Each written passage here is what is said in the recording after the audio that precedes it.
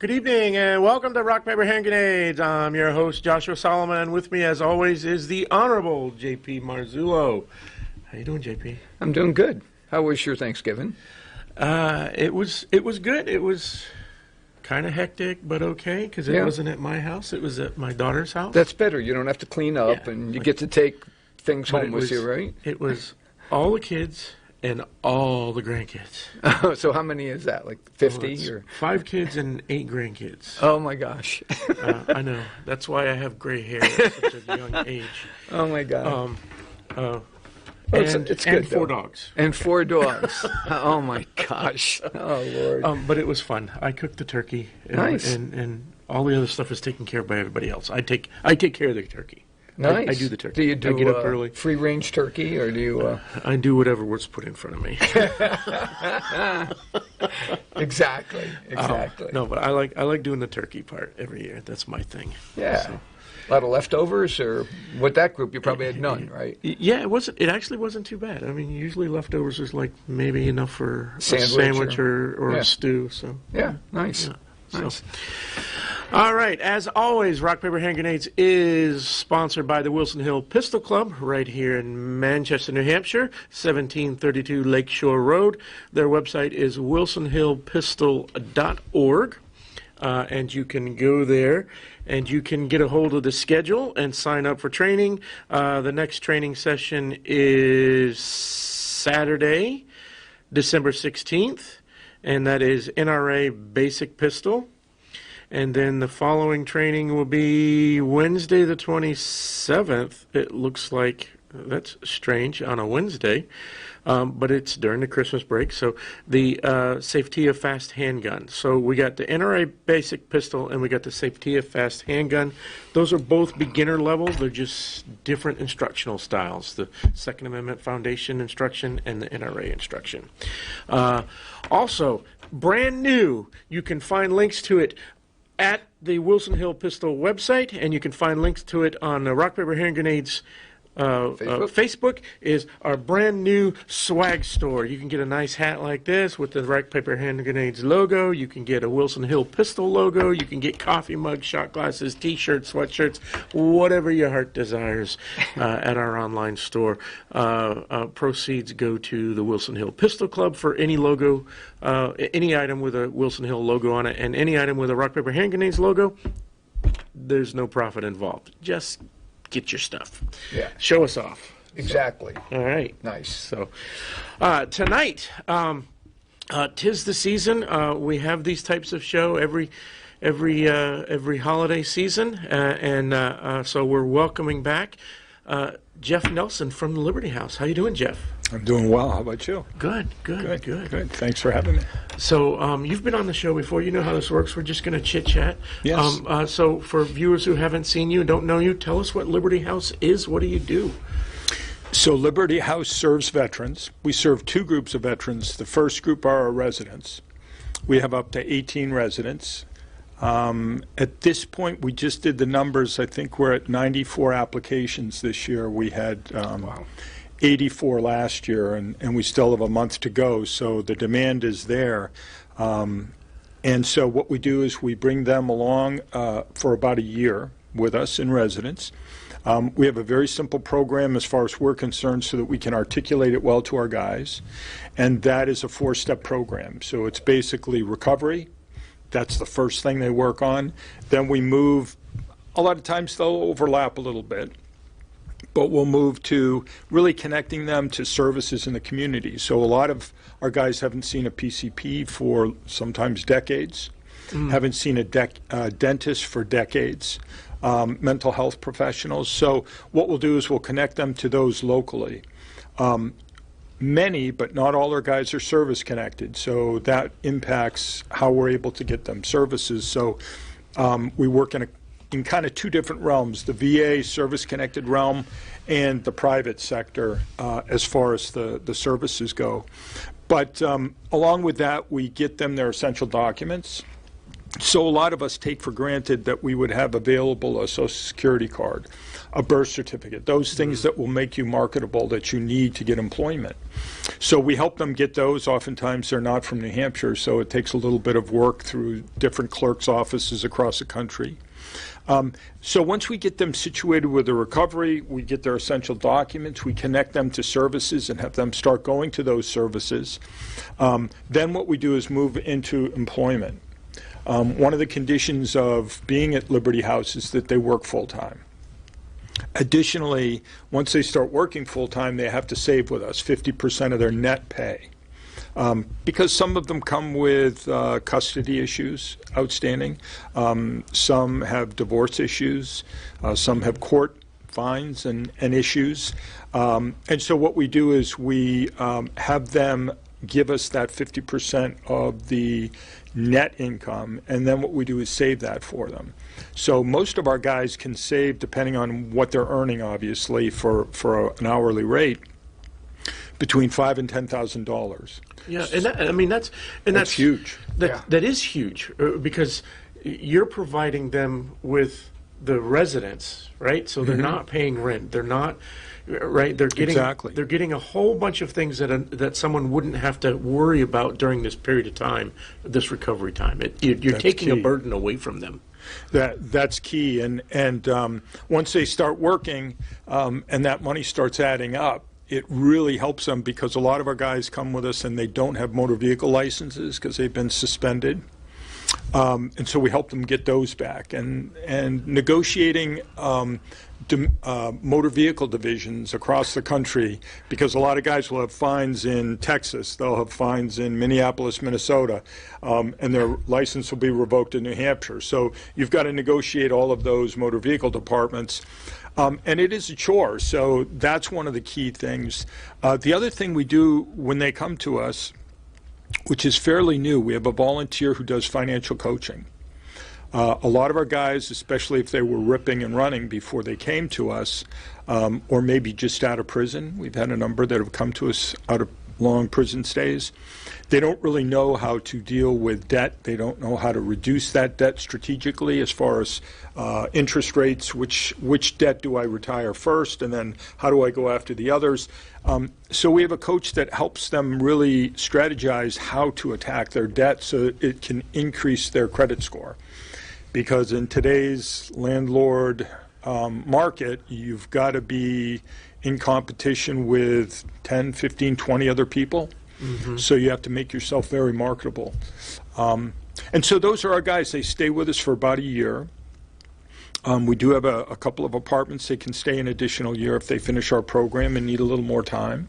And then the other group that we serve, which we've seen a huge increase, which is really sad, is our community veterans. We have a food, clothing, toiletries, bus passes, gas cards.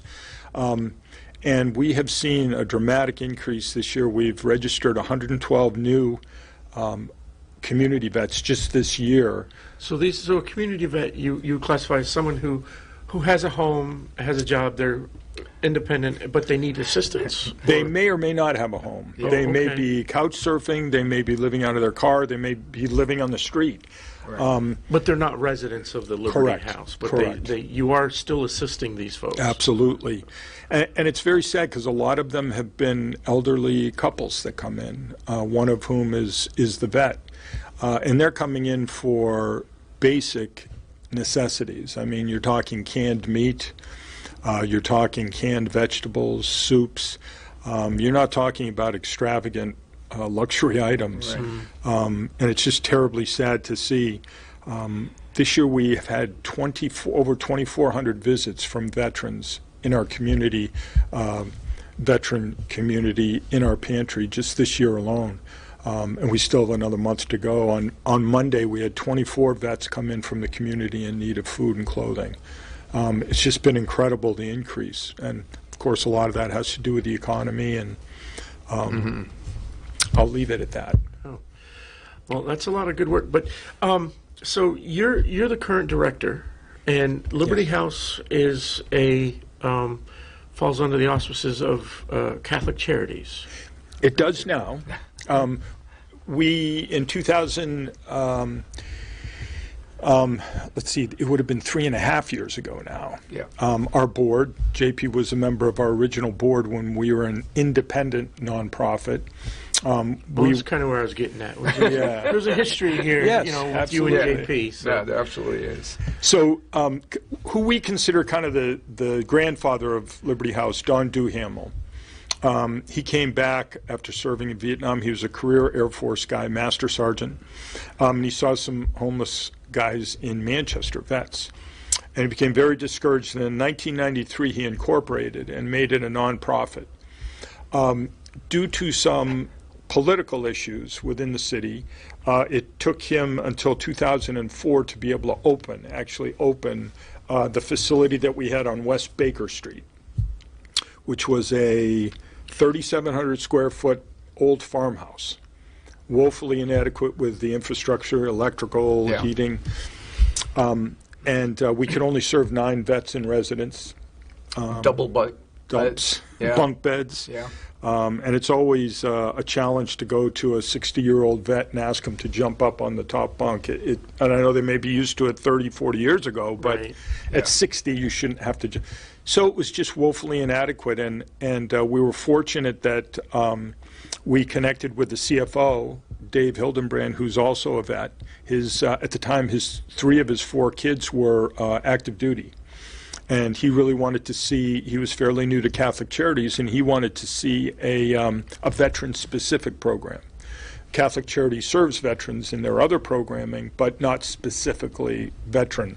Yeah, he really opened the door. Yes. He did, to give us an opportunity for Jeff and I to go and talk to the CEO of Catholic Charities. And that sort of started it, and it took quite a while to get to where we needed to be, but due to great board members and certainly Dave's input. He was an ambassador then, I Yes. believe, right? I think he was scoping us out. I think you're probably right. He denies it. Yeah, but thank God. I mean, there was so much work that Jeff and everyone else had done in the old house that just got to be outrageously expensive and not very effective. I mean, they didn't even have a kitchen where guys could sit around the table and talk to each other. They would take their food into the living room or up to their room or something. It was he did a great job there, considering what he had to work with, and then he put together a great staff.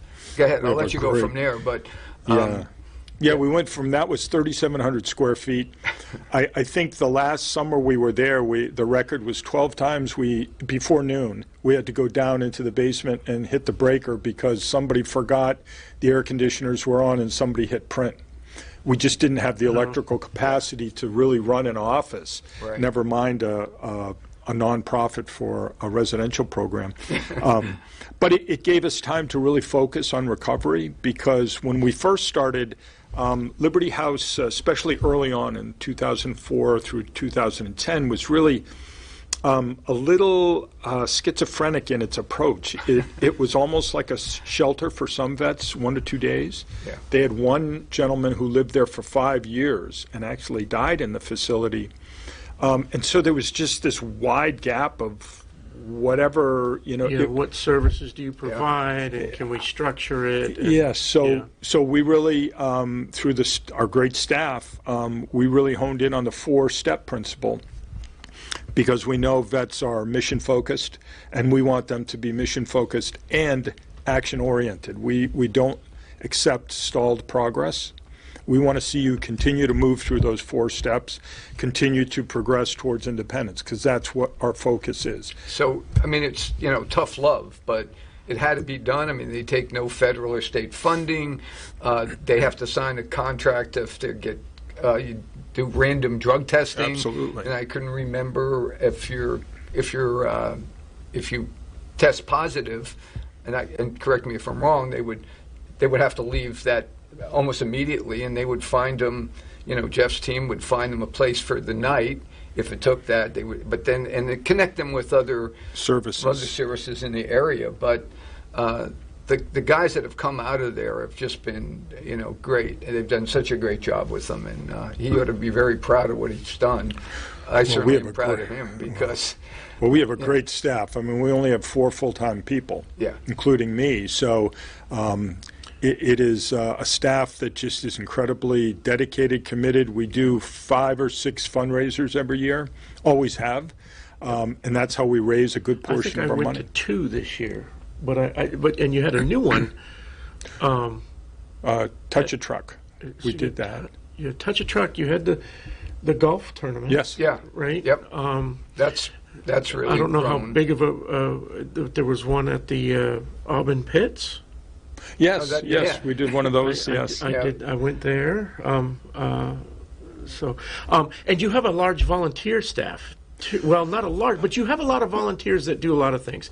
We do. I've got a good friend of mine. Her name is Dawn.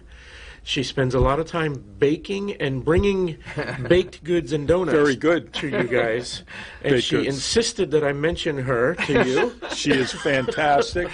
Where are the donuts? She is fantastic. She's been. I mean, she's going to be in the Christmas Tree Jubilee.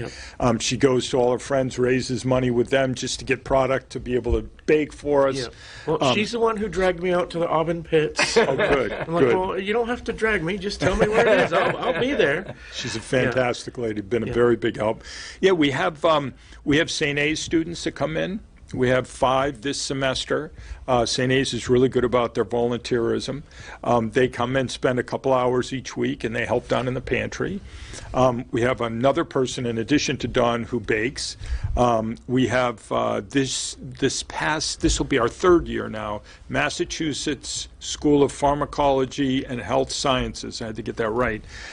We're part of their rotation for their master's program in occupational therapy. Oh, nice. So this will be the 2nd year they're going to come in and teach our guys how to cook. Oh, that's nice. Yeah, so that's nice. You're getting that's church groups. That's incredible. Yeah, church groups come in. We have a part-time cook who cooks our evening meals, so they have a sit-down meal together.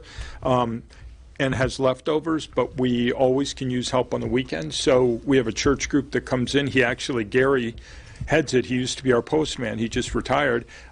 He organizes it, and every Sunday they bring in a meal for the guys. Oh, nice.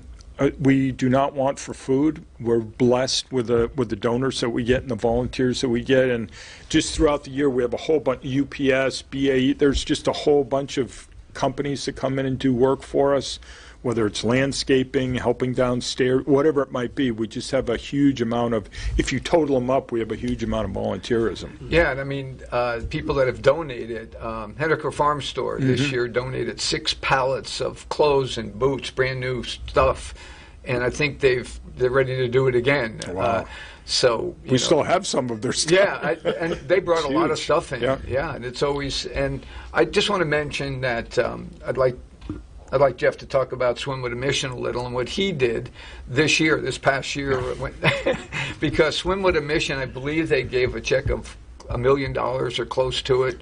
Well, not really like. What happened was through some of the COVID money, the state had some money set aside for veterans. Right. And the governor allocated, gave isn't the right word, $4 million to Swim with a Mission so that they could divide it up, because they knew the veteran community well. Yep. So that they could divide it to, so I think the Currier Art Gallery got like $750,000 for a veteran remodel for a studio. Vets Count got some money. We got some money. Yep. So that was instrumental in getting the renovation, and we had a private donor that matched $250,000 we raised in 2 months. He gave us 2 months to raise $250, and he did it. And we did it. And he, So we got $500,000 in that way. So we were able to put $1.5 million into the renovation of the building, because it used to be it's 16,300 square feet. So it's 4 times the size, and it was used to serve, house wasn't a nice word, used to serve up to 27 retired priests who needed assisted care. And so they were down to, I think, 3 when we moved in. It's just that the priesthood has reduced in numbers, and they moved them to Catholic Charities owns and operates 6 or 7 nursing homes. So they built a wing for them in one of their nursing homes. Yeah. And then that's what enabled us to get into this vacant building. But it required a $1.5 million renovation, and North Point did a great job. Chuck at IRR did a great, I mean, and we had 9 months to do the construction. Yeah. That's, you get the money, and we had until December 30th of that year. Yeah, and it was like in February we got the award. March they started really looking at plans, and it was, I don't know too many construction companies and property management companies that could have done that with the quality and the lack of nickel and diming. Well, you know, that brings up a good point, and that is the speed at which business and government works nowadays is at a snail's pace. But what happened there was very quick, and so it wasn't just money. Money wasn't the entire motivator. I'm betting you. I'm betting that you can tell me that these construction companies weren't getting top dollar, right? They were volunteering time, and what made it go so quickly, what made it was the urgency and the purpose. Folks wanted to help. This was something that they wanted to do, and so they found a way to do it for you. And I think that is fabulous. I think that's very telling as to what we can do when we come together on a project.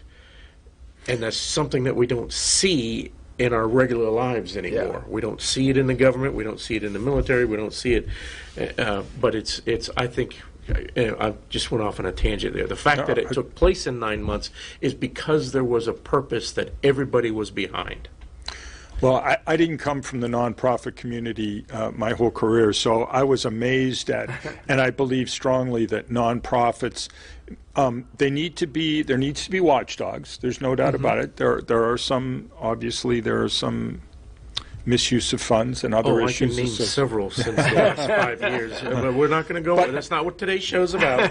But I do believe that the good side of the nonprofit world, you can. I mean, tomorrow, if we determined that as a staff, as a team, that something wasn't working, some part of our program wasn't working, we literally could change the policy and turn it around and adapt within a day or two. You can't do that, as you said, in many businesses, and you just can't do it in the government for sure. And so being able to be able to adapt quickly, flexible, I think if properly given oversight, I think the nonprofit sector could do so much more than so many of these government agencies that, as bureaucracies always do, tend to grow budgets, tend to grow staffing, without necessarily growing quality. I'm going to be a little careful here, the quality or the amount of services provided to the end user. So I think nonprofits can be just hugely successful. And I think the evidence is there that nonprofits are always more beneficial over a government program that has, as opposed to taking money out of my taxes and filtering it down and it never getting to who it was intended for, versus when I make a donation or I attend a fundraiser for a nonprofit like Liberty House, I know where my money's going. 94 cents of every dollar goes to direct care. So we don't, like I said, we have 4 full-time staff. It's to operate an 18-bed residential program, and food and clothing pantry is pretty remarkable. And again, it all comes down to, we have Ashley as our ops manager, we have Dave, Becky, who are case managers, we have Stephanie, who sits at the front window. and- Carol, Beth is our cook, Kylan is our weekend part-time person. There's only 4 of us full-time out of that group, but they're all in it for the right reasons. To your point, it's all about purpose and commitment and dedication to the people you serve. And So Jeff's commitment and dedication, I was trying to get him to say that he actually swam with the Navy SEALs because he decided he was going to try to do it. And I thought it was pretty cool, actually. I didn't even know you could swim, so that was even more impressive to me. But if I remember, you get up like real early. And you still swim? Are you still swimming? yes. Yeah. And so tell them a little bit about what your schedule looked like, besides everything else you did. No, it was 60% enjoyable, 40% pain. But it was Swim with a Mission does a really nice job of every year doing an event at Newfound Lake. They have a 10K swim and they have a 5K swim and then some relays. So they raise a lot of money. The last 2 years, we've been fortunate to get grants from them. We really don't take any state or federal money for our operational expenses. We have to be really careful of that. For 2 reasons. Number one, for instance, the HUD Housing First program requires, I want to be a little delicate in how I say this. Different rules. Yeah, we have accountability as part of our program. We hold our guys accountable. They have to be sober. They have to work. They have to go to their doctor's appointments. Whatever medications, we don't tell them what to take.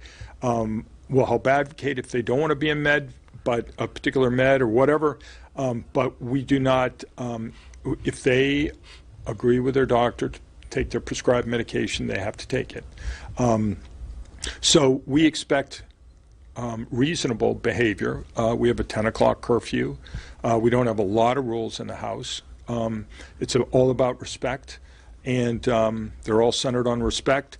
But in the end, we hold our guys accountable. And if we took the Housing First HUD money, Housing First regulations kick in, and we couldn't discharge guys for violating behavioral expectations. Oh, because the government has different rules. Yes, right. You have to. And we've talked about that before in different contexts, about federal money coming into the state and having state legislatures or state legislators and the executive committee to accept that money and spend it. And I've always said, every time it comes in with a set of rules, and then they use those rules as an excuse. They use the federal money rules as an excuse to change the local rules, which then really destroyed the whole purpose of accepting the money in the first place. Yeah, and that's what I was really there's a lot of times when I say be very careful about accepting federal money, because it comes with these rules, and the rules may not jibe with what you want as an end goal, or it may not jibe with what we as a public want as an end goal here in New Hampshire. It may, federal money may come into New Hampshire with rules attached to it that are good rules for a state like California, but those rules don't apply here, right? And that's exactly what you're talking about, is accepting that federal money, but then having it change and the way that you run your house. Yeah, and in the end, you accept the money, and you have to adhere to those regulations, which means that your program changes dramatically. And we have just decided that we want to fundraise, and all the staff does that in and above their regular 40 hours a week. They do the centerpieces for our Veterans Day breakfast. They do incredible amounts of work trying to get sponsorships, everything in conjunction with doing fundraisers. And they would prefer to do that, understanding that we can maintain our independence and we can run our program the way we believe, and quite frankly, the way most of our donors, what really resonates with them is sobriety is the hallmark of recovery. That is not to say that there won't be relapses. We understand that. We've changed our policies to be a lot more understanding of relapse. We really work to get them into a higher level of treatment because that's what they need when they relapse, and then have them come back to us if they want. The door is almost always open. If it's your third or fourth relapse, at some point you have to say we're only enabling. But one or two times, if you relapse, we will take you back. And a lot of those guys come back to us and they successfully complete the program. But really, it is about sobriety. There's a lot of contrary opinions about that. They believe that housing should come first, and hopefully treatment comes after that. But we happen to believe, and well, it's been proven, though. I mean, you can pretty much prove that. A lot of these processes have been proven, and they've been proven over decades, if not centuries, right? For instance, Alcoholics Anonymous, right? This is a 12-step program. It's been around forever. It is based in faith. It is a faith-based process, right? A Christian faith-based process to sobriety. And it is proven to work, right?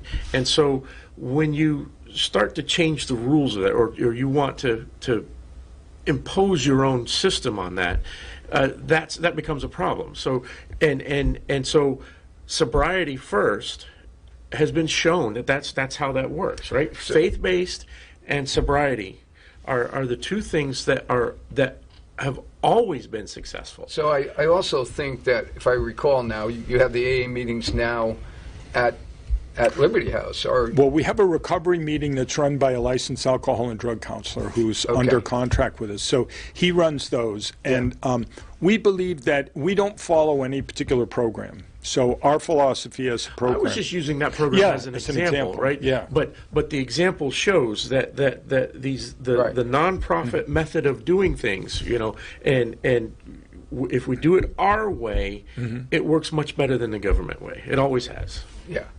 Anyway, I just... Yeah, I just, it's unfortunate because I'm kind of a free market person when it comes to that.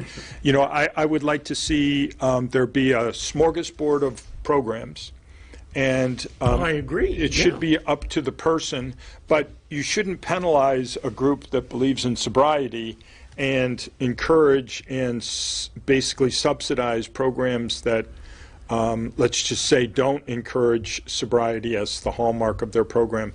If you're going to subsidize or at least give support, you should give it more fairly and not require one template for all programs, which is what they do now.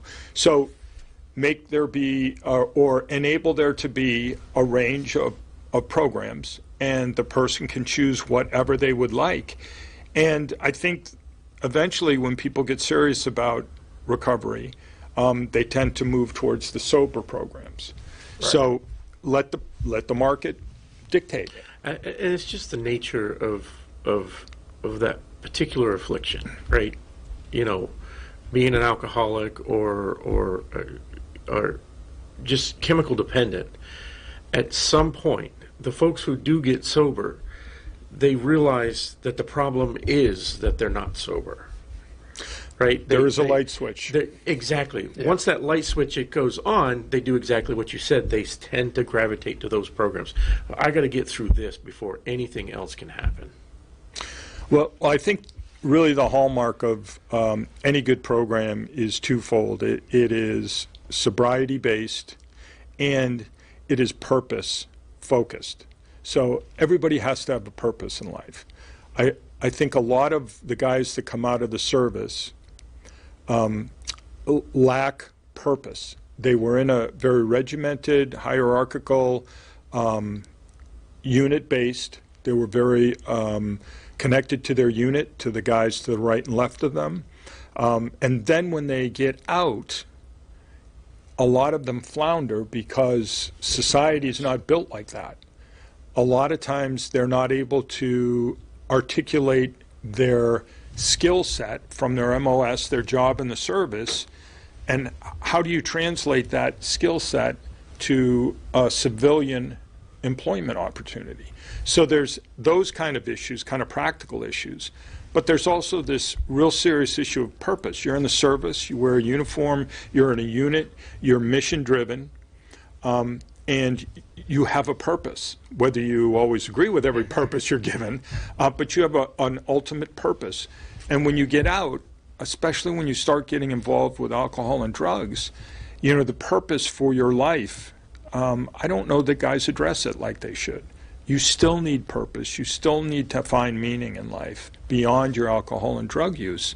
And I think sobriety, when they see, because they're sober, life in a different way, we hear that all the time. Mm-hmm. And when they can find a purpose. A good example is we have a gentleman who was an active duty Army Ranger for a long time, a whole career. 7 tours, traumatic brain injury, had to be medevaced when his unit was ambushed. He was told he can no longer be a paratrooper because he can't physically do it anymore. So they basically mustered him out. And he just got himself back into school, full-time student at 57, 58, whatever it is. And he's going back to school. He's excited. He just took a couple online courses. He's starting on campus in the spring semester. Got a new computer, reading books. He's reading articles, doing papers. And just to see the transformation when they first come in with a lack of purpose, deer in the headlight look, and then all of a sudden they find a purpose. And not everybody finds it when they're with us, but it's beautiful to see when they do. And this gentleman wants to be somebody who helps combat vets, specifically combat vets, with their substance use. So that's what he's preparing for. So it's just beautiful to see the transformation when there's purpose. Sobriety, he's sober for the first time in a while, and the light went on, and he found a direction, and he's pursuing it, and he has purpose. And Amen. Boy, you can make things as complicated as you want, but really it boils down to that. So you talk about purpose. A lot of times when folks are starting to make that effort to sober up, a lot of times purpose comes in the form of family. You've got kids, you've got grandkids, you've got people. Purpose comes in that form. Do you find family roll into the process here a lot, or a lot of the people you see, do they come in and they don't really have family? Like how is, because I'm just curious. Mm-hmm. It's kind of a mixed bag. It's very rare that we have somebody come in and they're married, have children they're connected with, parents, Right. and have a strong family connection. Very rare. Typically what will happen is when they become sober and once they've built trust back with their family members, whether it's their children or, but most are divorced. So once they've developed trust with their kids, again, and they could be adult children, Right. Most often, then the children, you know, they slowly, because I mean they were burned many times by a parent who, when you're using alcohol and drugs, you are not necessarily a good parent. And so what ends up happening is they get burned, and kids will react when they get burned. So it takes a while to build the trust back. But oftentimes we will see that. The gentleman I mentioned before is now connected with his adult kids. And that's kind of what I was getting at, is that's part of purpose, is reconnecting with family and whatnot. It could be for many. So the gentleman that Master Sergeant who spoke at the breakfast, Mm-hmm. that was really an eye opener. Mm-hmm. I think divorced 4 times, I think, and he had served I don't know how many tours of duty. 7. But 7, yeah, incredible. And to see where he's going now was just a real eye opener. And you know, he did a great job. And I thought he was a military member going to speak about something else. He was dressed in his full dress uniform. blues, yeah. Yeah, and when he got up there and started talking, I said, "Oh my God, this guy is." But it came from his heart, what he had to say, and you guys did such a great job with him. But he understands that, and he has a purpose now, like you were talking about. Yeah. Well, he had a 3-page speech written, and he decided did he? to do it from the heart. Yeah. Oh, wow. He's a very bright guy. He's Yeah. just a I mean, if you look at somebody to look up to, you know, there's a guy that just is. Yeah, I felt that way. Yeah. Man, he is. But you know, he has said a very telling thing to us. He said, you know, when I was over there, I wanted to be back with my family, remember that, yeah. and when I was with my family, I wanted to be back over with my unit. Yep. He said, I couldn't figure it out. I couldn't put the two together. Yeah. And you know, I think it's the same for a lot of guys. They have such an allegiance to their unit that they don't want to complain about post-traumatic stress. They don't want to complain about potential traumatic brain injury. They don't want to get stigmatized and removed from their unit. And so there's this allegiance, and there's still some stigma with higher ups, and it's a tough road, and one that I don't understand. If you put the kind of money you put into someone, especially like him, I mean, I can't imagine the amount of money that an Army Ranger, after 3 to 5 years, a deployment or two, after all the equipment he knows, all the training, experience and training, and I mean, why would you choose to ignore something like post-traumatic stress and say, you'll be all right, don't worry about it? Why wouldn't you develop programs so that you can help those guys get healthy again, and really understand where they're at, and have a more balanced understanding, and keep them in the game? Yeah, that's something that we've talked about on the show quite a bit as well. General Don Moldock. Yes, he's a big proponent. Has been on the show several dozen times, and that was a big thing with him, is that he kind of went against the grain, and so this is someone who rose through the ranks from private. He enlisted as a private all the way up to general officer, and so, but once he made it to that point, he was able to express what you're expressing with a little more validity than others would. Because what he explained was that folks, just like what you said, would have an issue and would be afraid to say anything, because if they said something, they would either be harassed or they would be removed and discharged, and they didn't want either one of those things to take place. So what they really wanted was help. Right? And if they got the right help, they could remain and continue to be a member of that team, a functioning member of that team. And so that was a big thing that General Bolduc and I spoke about quite a bit. So. That and transitioning to mustering out. Yeah. You know, I can remember I have a friend that is a Vietnam veteran, and granted it goes back a ways, but he can remember getting out. He was a kid from Brooklyn, and he can remember getting out. He was discharged in California, at some base in California, and he went through a series of offices. It was like this long hallway. You know, you get your paymaster, get your last check. You'd go to sign some business documents. You'd go to the psychiatrist. Do you want to kill yourself or anybody else? No, okay. Then you'd move down to the medical guy. And when you get to the final door, it was a push bar. You walk out, and you're on the street, and the door shuts behind you. Yeah. And there's no real transition to, well, how do you prepare a resume that, and they may do a better job of it now, I don't want to, but how do you do a resume that transfers your service-related skills, knowledge, and ability into a civilian workforce? Yeah.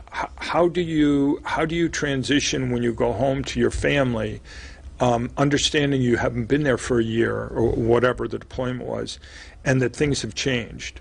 Your wife has become much more independent. She's had to become the person in the house. Your kids have had to rely on, you know, all those factors. How do you adapt to that walking in the door? You can't go back in and be the same dad, because, you know, so I think those two areas, what General Bolduc said about the in-service, taking care of those people, and then the transition once they leave the service, preparing them well. I think those two things, I guess I just don't understand why those aren't more. There need to be different levels of it. For instance, my father spent 20 years in the Navy, right? But never deployed off of continental United States, never stepped foot on a ship, right? He was a computer technician. His job was running simulators for fighters, right? So the first half of his career, he was a simulator technician on F-14 and F-18 simulators, combat simulators, right? So all the pilots would rotate through and qualify on the simulators, and so he was a computer technician, and then he spent the rest of his career as a crypto tech. But in that world, in that particular role, 20-year vet, he gets up in the morning, goes to work, comes home, right? It's almost like a regular day job. Yeah. So him transitioning out after retiring was not the same as someone who is deployed in multiple tours in a combat zone. You know, so I remember talking with a friend of mine. We're now 20, 25 years ago, after the first Gulf War, coming home, he said the biggest problem for me, the first big problem for me, was walking down the street without a firearm and hearing a bang or a commotion and having to react to it, right? And not, or and you know, he feeling was like very you had to uncomfortable not being armed, right? So there's levels of transition that need to take place, right? Almost none for a veteran like my father, but for a veteran like my grandfather, who spent, you know, through 3 wars over the course of 30 years, someone like that transitioning back, you are not the same person that left your wife on deployment 2-3 years ago. And so I think there are different levels. Absolutely. And I think the military is basically treating everybody like Class A, like my father, as opposed to the folks that are coming back that really, you know, there's a scale there, I think. Oh, sure. Sure. So, oh, no doubt about it. I mean, you have to treat the individual, even though it's a mass production. Yeah. But yeah. So, but I guess kind of to the point was, really, it does come down to sobriety and purpose for us, being very mission focused, action oriented. You know, we don't want our guys sitting around. We don't want them up in their room isolated. We want them engaged. We're not there 24 hours a day, so a big part of our program is there's a bunch of brothers that live together. Right now, we have a great group of informal leaders who take care of the house. If there was an issue, we would hear about it. It wouldn't be somebody tattletaling or snitching. It would be somebody that says, hey, you know, we're really worried about so-and-so. Or, you know, you might want to do some random drug tests. Yeah. I'll be the first one. You know, it's that kind of an approach. It's not it's a very healthy brother-to-brother accountability system. And that is what works best for us, is when the house works together. yeah, and that's what I've heard about Liberty House is exactly that. You've got a group of residents who have a common background, right? It's not just, I don't want to disparage other shelters and other residential programs, but this particular residential program, everybody in there has a common background. Everybody in there has graduated boot camp, right? Everybody in there knows how to march in a straight line. They know how to follow orders, and that's what proved to work for them in their military career, and taking that common background and that common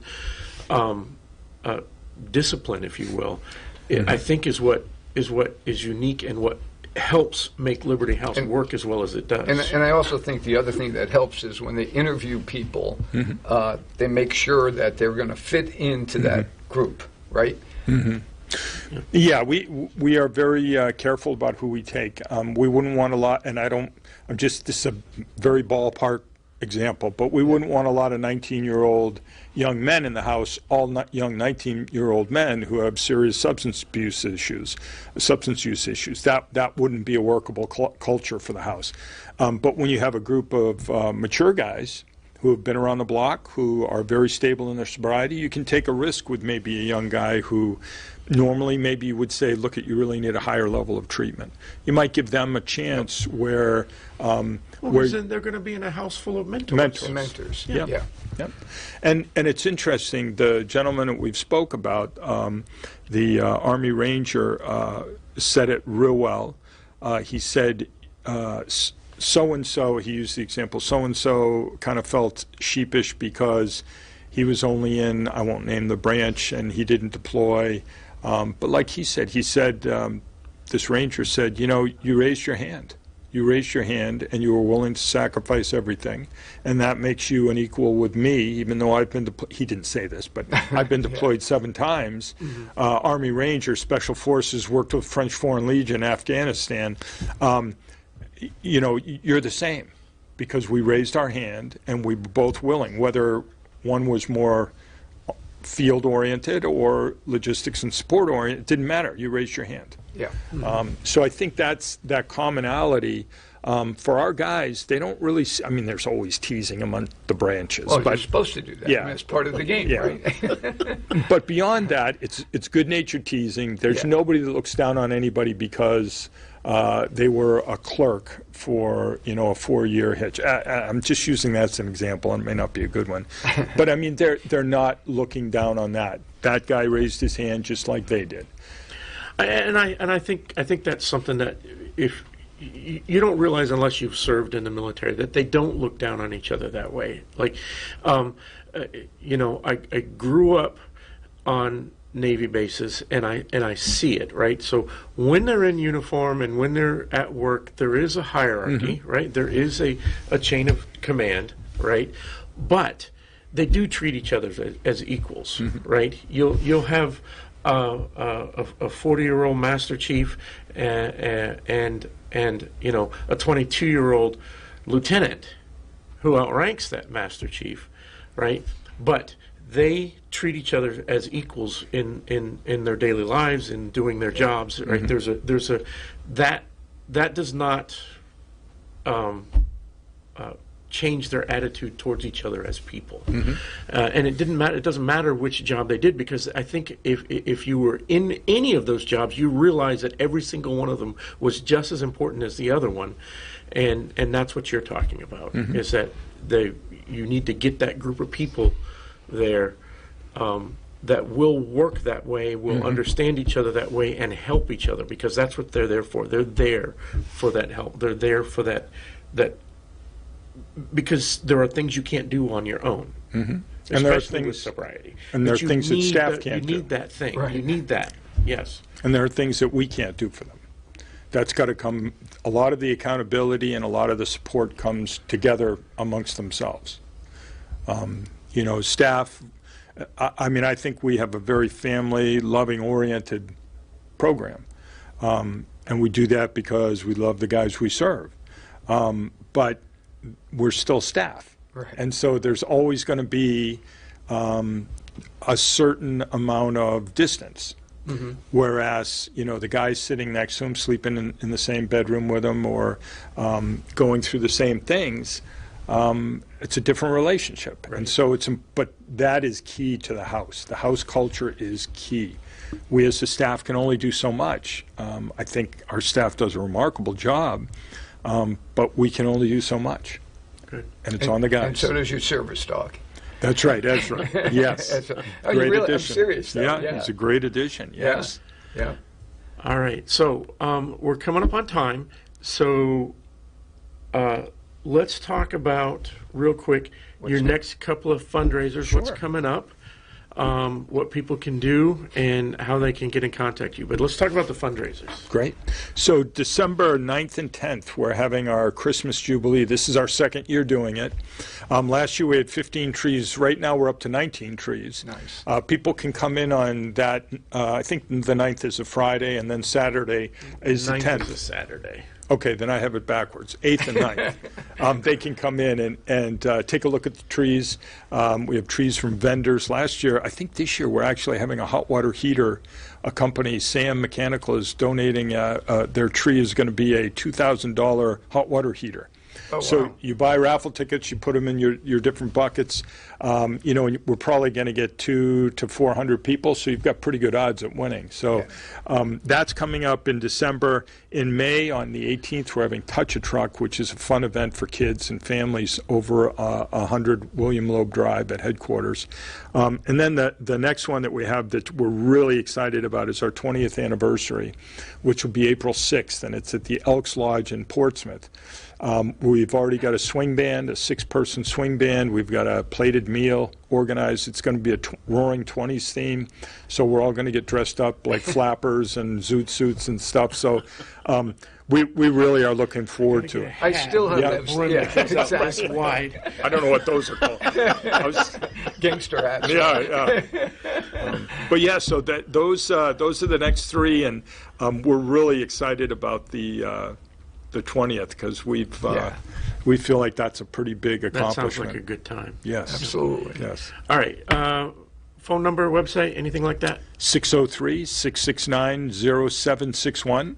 They can go to our website or Facebook, and it's one and the same. It's libertyhousenh.org. There's information on our programming on the website, some of our current needs for our pantry. Wish list, right? You have a Wish list. Yeah, food and clothing. Yeah, if you want to really be engaged, we post at least once a week. More than that, we take pictures with donors, and we have everything from Boy Scouts all the way up to businesses. So we take pictures, and we make sure if we've got events. We just had a Thanksgiving that we made last Sunday for our guys at the house. So there's always pictures about what's going on. That's the best way to follow us. And also, take a tour. Come in and see the Absolutely. facility.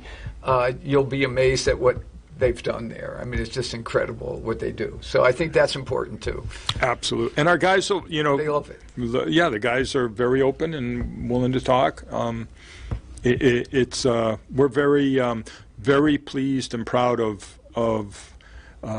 what we have, and it's because of the staff, and it's because of the quality of guys that we have in residence, and I think people feel that when they come in. Absolutely. All right. All right. Well, thank you, Jeff. Thank you. We are, I am out of the country next week on a super secret mission. I'm going to bring back some information back to the great Granite State. The Honorable J.P. Marzullo will be here next week, and I'll return after to give you a rundown of my secret mission. So Very good. we'll see you next week.